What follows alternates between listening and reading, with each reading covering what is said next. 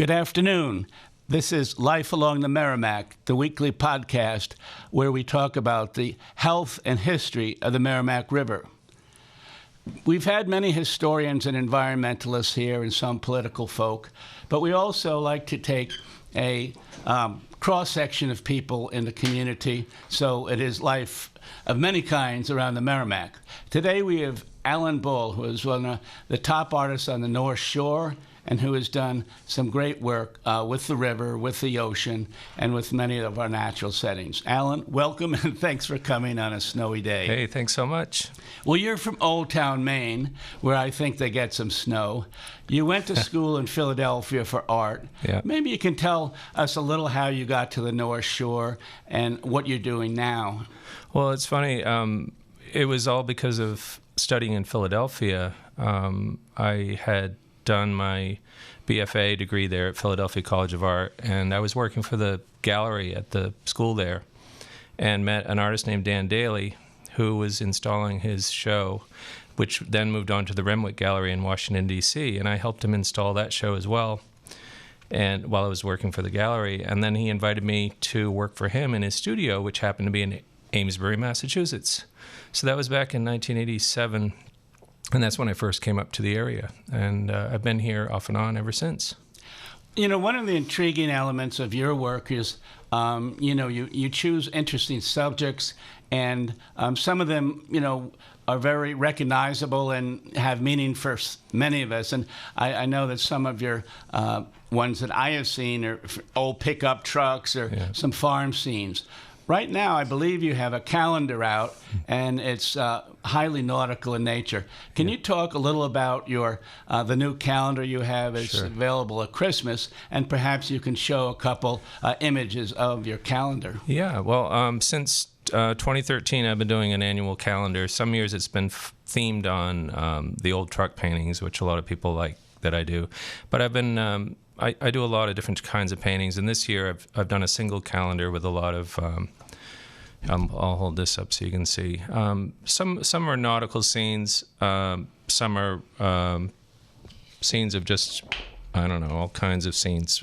Some of them are Long Island, New York, Rockport, Massachusetts, Orient, New York, scenes of Newburyport, and some Southwest scenes. So there's a whole variety of images, different types of things that I've done, either out in the field doing plein air painting or things I've done in the studio. And what is your medium? I'm sure you're capable in numerous elements of it, but is watercolor one of the area that this calendar is involved with? Yeah, I have one watercolor in here. I've been doing a lot of watercolors recently, though, including at some of the painting festivals that I've been involved with. There's the Cape Ann Plein Air Festival, and there's a festival in Nova Scotia called the Parsboro International Plein Air Festival, and you get artists from all over the world who are incredibly talented, and it's very competitive, and I've been encouraged by other artists to do more of the watercolors, and I'm really enjoying it. I've been doing watercolors for about 20 years, and I'm kind of self-taught with that medium. I trained with oils and acrylics, but watercolors are definitely one of my favorite mediums now. And you have a studio out off of Graff Road, Yeah, I do, right here in Newburyport, yeah. So in terms of your choice of subjects, and you're very versatile, I think, that's becoming clear. How do you go into a different areas? For instance, if you were going to do 12 or more images for a calendar, what is it that inspires you to get into this at a given moment? Well, it really tends to be the subject at hand that suggests an appropriate medium as a vehicle to express what I'm trying to express. I mean, watercolors, for example, tend to take a little longer to paint in the field. So when I have an ample amount of time and the lighting is a certain way, I like to do watercolors. If it's a subject that I plan to do on a larger format, typically I'll go with oils because you can execute something more effectively, I think, with oils. But I really love working with a variety of media, and usually it's the subject that suggests what I'm working with. And talking about subjects, you've been working on your Red Chair project for several years now. This is a different area. It's not the Merrimack. It's not the Atlantic. Can you talk a little about this project that you have going in a different milieu? Yeah, it's very different. It's actually based on, it's revisiting a project I did back in around 1993 at the Newburyport Art Association. I did a sequence of paintings of friends of mine from life, a large format on, I did them on paper for that show, sitting in a red chair. It just happened to be the chair that I had in the studio. And that show was up for a week. Hardly anybody saw it. But when I showed pictures of these paintings to friends and professional contacts, everybody seemed to respond nicely to them. And fast forward 25 years, it's kind of a complicated story, but also around that time in 1992, I became friendly with some of Elton John's band members, and Elton himself I had given a piece of art to. Mm-hmm. And he really liked it, and I wound up going to a lot of shows, and a person that worked for Elton named Robert Key was very supportive. And when I was over in England visiting friends, I stopped by the office in London, Elton's management offices. And Robert Key reached out on my behalf to a gallery in London and basically hooked me up with a show. The gallery was very interested in seeing my work. I went over the next day. And so that happened in 1995. And all these years later, I found out Robert Key had passed away. And I thought it'd be nice to do something to maybe raise money for the charity or the charities that he was involved with, the Elton John AIDS Foundation or other AIDS foundations. And I thought the Red Chair Portrait Project would be a nice vehicle to do something bigger than the sum of its parts. So painting friends is one thing, but if you're painting friends who are famous musicians, you can get a lot of interest and I think raise a lot of money. So I'm working on a sequence of portraits. It's been going on for a few years now. But the idea is to do a room full of these portraits of people. So far I've painted Ian Hunter from the band Mott the Hoople, Joe Elliott from Def Leppard, Richard Thompson, who's very well known, and my friend John Jorgensen, who has played with Elton, and a variety of other amazing musicians, and he's an incredible solo performer in his own right.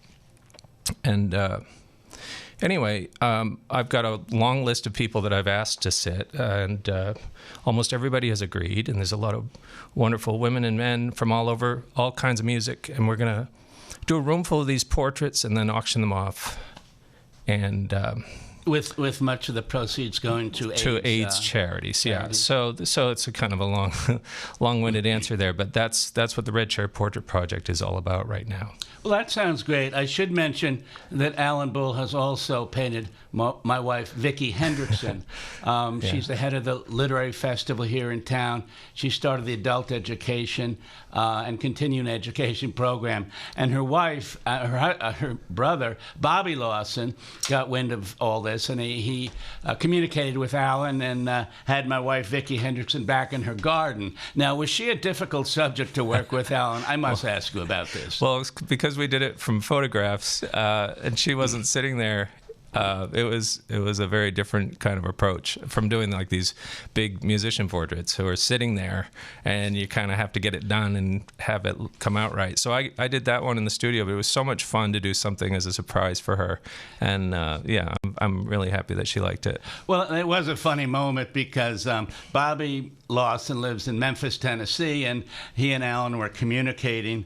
And so when it finally was finished, and it was a terrific artistic rendering of our backyard, and we're on Low Street, and we have a very large field behind our house on Low Street. Some of you folks who have driven by must have seen it. So that was a great surprise, and great work, and one that we appreciate.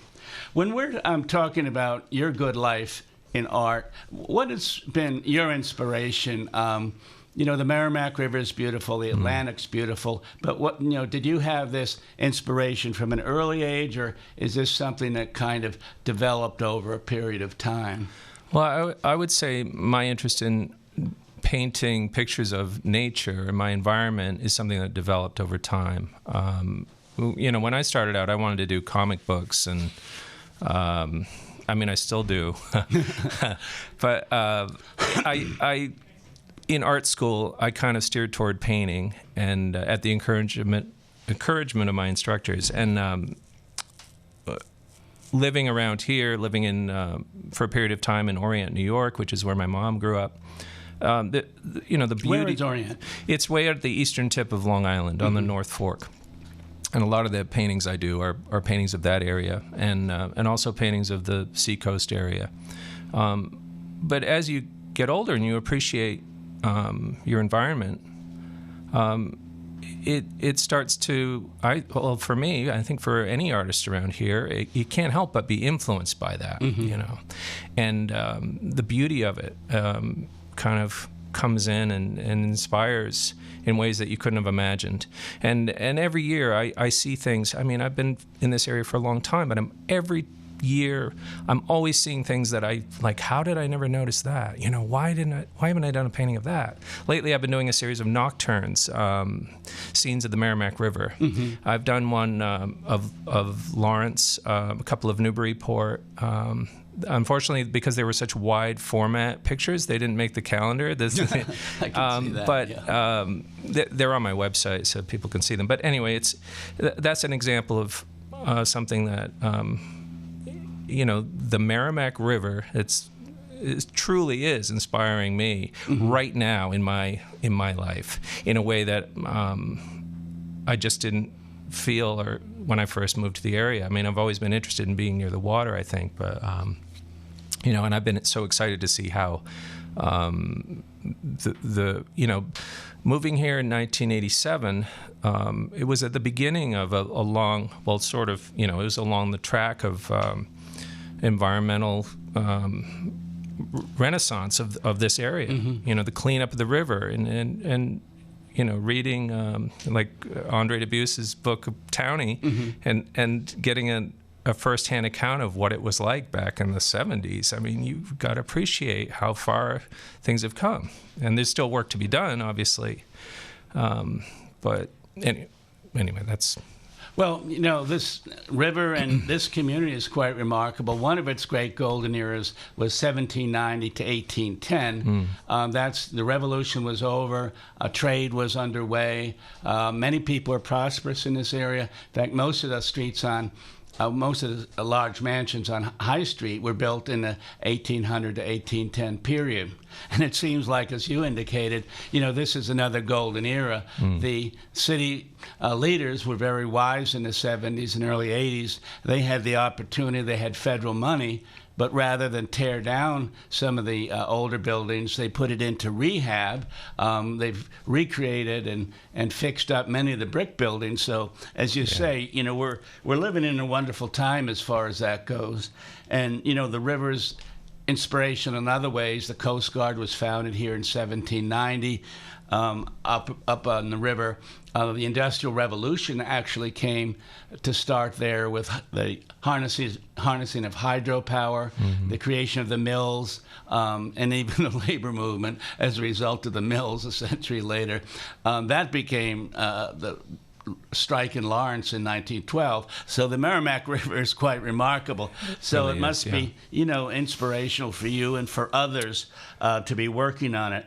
You had mentioned the Art Association, and I know there are hundreds of folks who not only appreciate art, but are in the Art Association. Can you talk a little about the Newbury Art Association, which is, down there on Water Street, and has had many presentations and is really an interesting organization? Oh, it really is. When I first moved to the area, that was sort of one of the first places that I checked out when I came into Newburyport.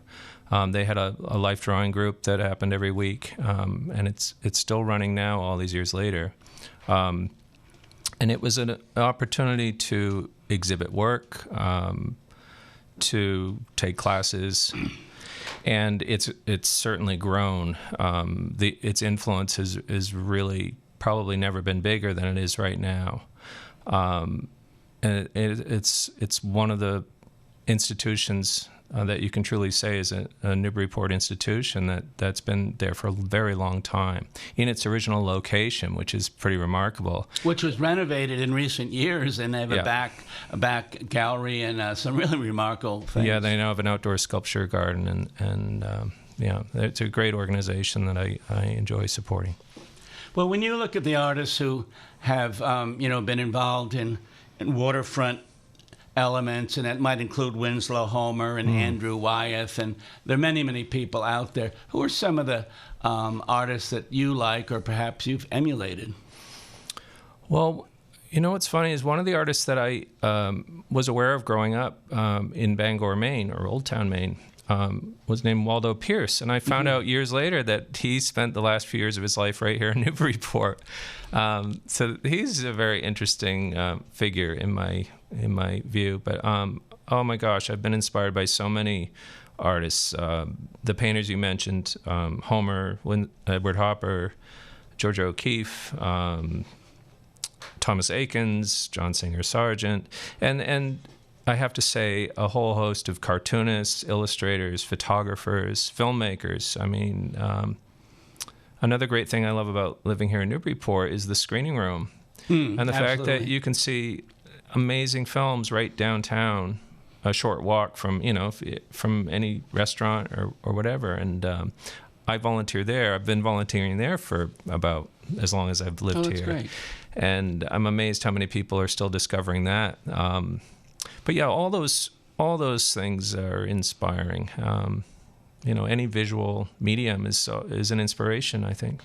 Well, talking about inspirations and good elements, and you're aware of this, Alan, about 6 or 8 years ago, the screening room was having difficulties, and they had to switch over to new technologies, which was very expensive. And there was a Kickstarter program that started, and the Andrew the owner was looking for about $60,000, and he was able to raise about twice that much. Yeah. So that did seem to show there was quite a bit of support. Yeah, there's deep support for all those organizations here in town.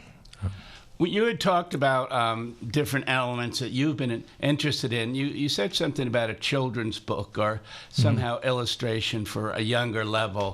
Can you talk about that a bit? Well, yeah, I you mean about the book that just came out? Yes. Yeah, that was a wonderful opportunity that came about a couple years ago. All these years later, after planning to become an illustrator, going to art school, I was invited by a friend of mine who had written a book to illustrate it. And it was a story about Orient, New York, and about a historical figure named Augustus Griffin. And I thought I would be a perfect person to illustrate it because I knew his story and I knew the community of Orient, and it was all based on the Historical Society there in Orient, where I worked for a little period of time when I lived there back in the late 90s. And so I illustrated it, and the book was published this past spring, and they carry it down at Jabberwocky Bookstore here in Newburyport. Another fine establishment.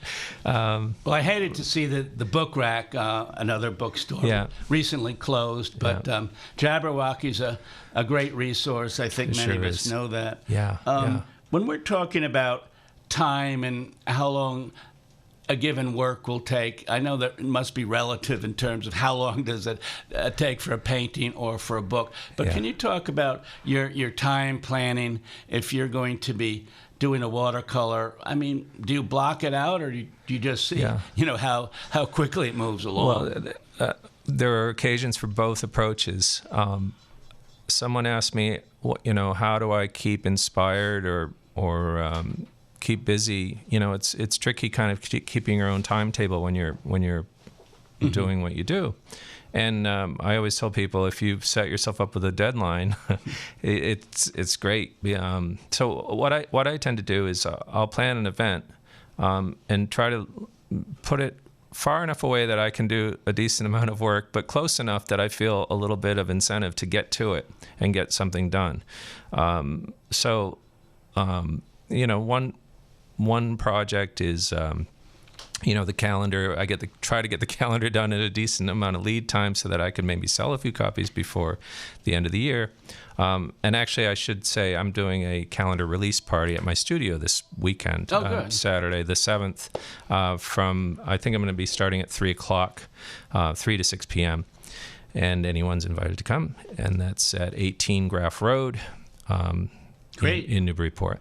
But, yeah, I set a deadline, and depending on how close the deadline is, I might work in oils. If I have plenty of time for drying time, sometimes I'll do something in an acrylic if it needs to be dry like pronto and shipped in a day or two. So that, And before I forget to ask you about this, if people wanted to know more about your work, what is your website? Because as I recall, it's quite simple. Yeah. This is alanbull.com, and it's ALANBULL. And I also have an Instagram page. It's A Bull Studio, and people can follow me there. Online marketing and online development has meant a lot for writers, a lot for artists. I've also heard from both that it's very time-consuming. Yeah. When you started with an online piece, and your website is great, I enjoyed seeing it, I learned a lot. Was that take a bit of time for you to learn either the applications or just to put the time in to uplift things and just make it available to people? Yeah, it definitely is a time commitment, and I find I spend about maybe 25% of my time actually painting, and the rest of the time doing, the office work that goes along with it, or putting together source material for pictures. I mean, getting printer supplies, all the stuff you need to do, and painting supplies. But the social media stuff, obviously, what's amazing right now is you can take as much time as you want to, or just as little time as you want to. I think it's an important thing to have as a visual artist these days, to have a presence on social media. I think a website is becoming less important because of the prevalence of things like Facebook and Instagram. I take a more minimalist approach. I post something once in a while, or if there's an event coming up. But I have friends who are incredible at, documenting what they're doing almost any given day, and really putting themselves out there. And it really works to increase visibility and sales, depending on what type of work you do. But I think there has to be a balance, and I find that I'm much happier if I'm spending less time doing that, more time actually producing the work.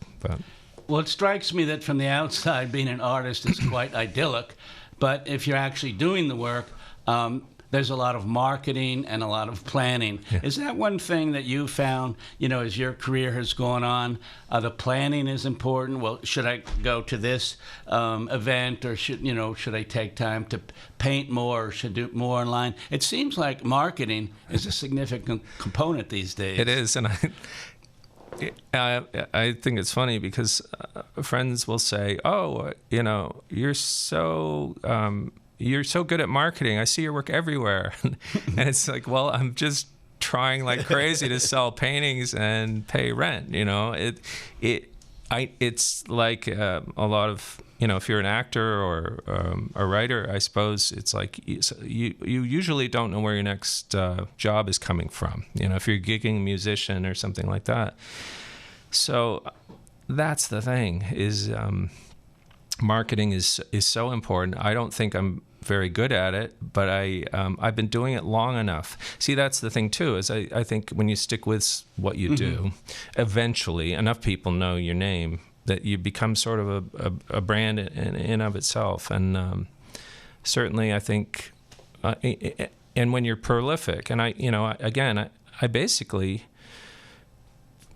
paint, every painting I do is to pay the rent. So there's a lot of paintings out there from the past 30 years. Is there any teaching involved in what you do? I mean, yeah. From time to time, you've done a bit of teaching. And that supplements. That helps a lot. I have a studio.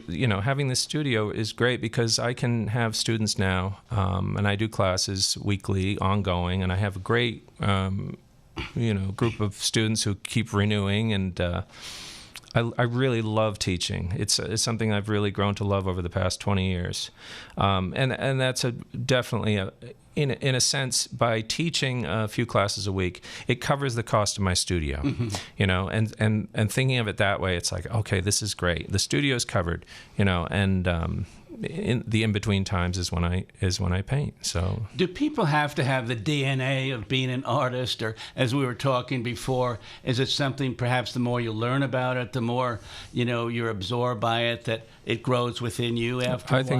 I think so. So many of my students are coming back to it after a lifetime of, when you're a child, I mean, really everybody likes to draw in color and stuff like that. And bit by bit, you might get sidelined by something else you enjoy, or you might get discouraged or something. But I feel like anybody can learn to draw. It's like if you can learn to make the letters of the alphabet, you can learn to make the shape of a house or a tree or, a river. So I love bringing people back in and giving them a place where they can feel comfortable, mm-hmm. Right. and really start to get back in touch with that again. But then it's like, what do you do with that?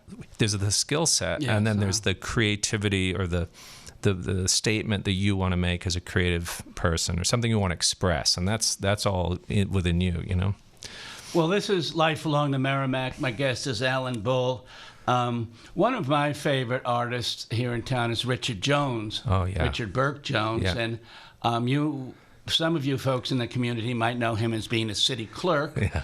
He's the one who has done, he's also the parking czar. And I've got to say, it seems to me that the parking czar is a large position, with many people coming in being unhappy. In fact, I heard him speak at the Maritime Museum recently, where I am the outreach historian. I almost forgot to say that. Mm-hmm. And so Richard's going through, he greets all the people who have come for that day, and he said, now, are you here to solve a parking problem with a bad ticket, or do you want to hear about my art today?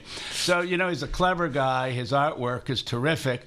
What are your thoughts? I mean, he's a historical artist. Yeah. In fact, the cover of one of my books, Nautical Newburyport, has one of his paintings from the mid-1850s. Yeah. He did a lot of work on the history. He did a lot of work on the painting. He must be, to me, he's a terrific artist. What are your thoughts? Yeah, he's incredible. I think it's so great that we have someone like himself who has the inspiration to paint a view of something that we always wish we could have seen. Yes, I know what you mean. It's incredible. It's really incredible how he's able to visualize, and again, the fact that he's doing it with such research and fidelity to the facts of what was, but then turning it into something that seems so natural and contemporary. He's incredible. What's funny is, like, I feel as though when I'm out and about, I can never find clothes that don't have paint on them, and he's always neat as a pin. So I think that's part of working for the city. He's got to project. And frequently, when he's painting on the waterfront here at the river, there are always people who gather, and you probably have that. Oh, yourself. sure, yeah. So he, someone asked him about that when he spoke, and he said, I'm as patient as possible. I nod. Some people ask me where I can buy it, and I give them an answer. And he said most people move on. Is that what your situation is if you're outside? Yeah, people love to watch and then ask questions. Does that mar your concentration? No, I got used to that at a fairly early age. I mean, it goes way back to, like, when I was a kid in school, and you'd be drawing during study hall. Well, this is great. We've been talking to Alan Bull, an artist here on the North Shore. We've been talking somewhat about the Merrimack River. Can you tell us a little once more about your calendar and where people could get it. It's a wonderful calendar. It has a lot of nautical scenes. If you're in Newburyport, you probably love elements relating to the nautical life. So just if you can just, once again, Alan Bull's calendar, The Art of Alan Bull, Paintings and Watercolors, 2020. Yeah. It looks wonderful, and it honors the Merrimack River. Yeah, it's a poster calendar, so it's suitable for framing. It fits in an 11 by 14 frame or a 5 by 7 desk size, and it's available at Middle Street Foods, and they have copies of the small one at Joppa Fine Foods downtown Newburyport. Well, that's great. Alan Bull, the artist here on the North Shore. I'm Dyke Hendrickson. This is Life Along the Merrimack. We'll be back next week, and we'll talk again about things that happen here, the health and history of the Merrimack River. Thank you very much.